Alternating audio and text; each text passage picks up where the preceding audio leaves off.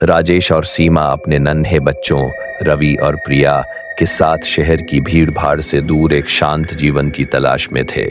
इसी तलाश में उन्हें रामपुर नाम के एक छोटे से कस्बे में एक पुरानी हवेली मिली। हवेली जर्जर थी, दीवारों पर दरारें थी और पूरे वातावरण में एक अजीब सी खामोशी पसरी रहती थी। फिर भी सस्ती कीमत और विशाल आंगन ने उन्हें आकर्षित कर लिया। उन्होंने अपनी सारी जमा पूंजी लगाकर हवेली खरीद ली, ये सोचकर कि यहीं से उनके जीवन की नई शुरुआत होगी। शुरुआत के कुछ दिन सामान्य बीते। बच्चे आंगन में खेलते, सीमा घर को सजाती और राजेश भविष्य के सपने देखता। लेकिन कुछ ही हफ्तों में अजीब घटनाएं होने लगी। एक दिन सीमा को रसोई में अचानक ठंडी हवा का झोंका महसूस हुआ, जबकि सभी खिड़कियां बंद थीं। उसी रात राजेश ने नींद में फुसफुसाहटें सुनी, जैसे कोई बहुत धीमी आवाज में कुछ कह रहा हो। जैसे ही वह उठकर सुनने की कोशिश करता, आवाज गायब हो जाती। असल डर तब शुरू हुआ जब 3 साल का रवि अपनी माँ से पुरानी दादी के बारे में बात करने लगा। वह बताता कि एक दादी रोज उसके पास आती है, उसके साथ खेलती है और कहानियां सुनाती है। सीमा ने पहले इसे बच्चे की कल्पना समझा, लेकिन जब रवि ने दादी का हुलिया बताया, फीकी सफेद साड़ी, उदास आंखें और ठंडी आवाज, तो सीमा के रोंगटे खड़े हो गए। धीरे धीरे अजीब घटनाएं बढ़ने लगी। प्रिया की गुड़िया रात में अपनी जगह से गायब हो जाती।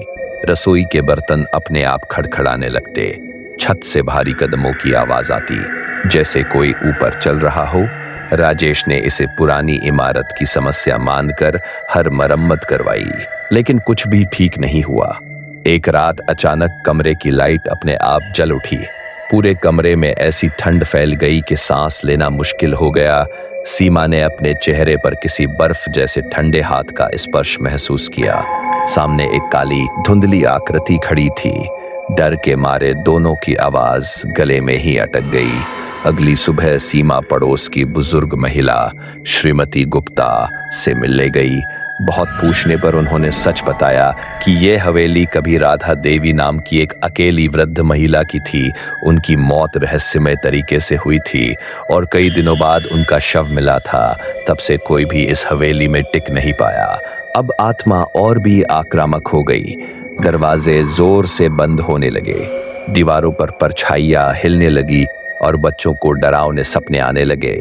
प्रिया नींद में चिल्ला कर कहती, दादी कहती है हम यहाँ से नहीं जा सकते। राजेश और सीमा ने हवेली छोड़ने का फैसला कर लिया, लेकिन जाने से ठीक एक दिन पहले प्रिया की एक पुरानी चीनी मिट्टी की गुड़िया जोर से गिरकर टूट गई। उसके अंदर से एक पुराना धातु का लॉकेट निकला। लॉकेट खोलते ही दोनों सन्न रह गए। अंदर एक छोटी बच्ची की धुंधली तस्वीर थी, जो हैरान करने वाली हद तक प्रिया जैसी दिखती थी। साथ में बालों का एक गुच्छा भी था। उसी पल उन्हें समझ आ गया कि राधा देवी ने शायद अपनी बच्ची खो दी थी और प्रिया में उसे अपनी बेटी की झलक दिखाई दी थी। लॉकेट को साथ लेकर वे उस हवेली को हमेशा के लिए छोड़ गए। आज भी वो हवेली वीरान खड़ी है। कहते हैं रात में वहां एक बूढ़ी औरत खिड़की से झांकती है, अपने लॉकेट और अपनी खोई हुई बच्ची का इंतजार करती हुई।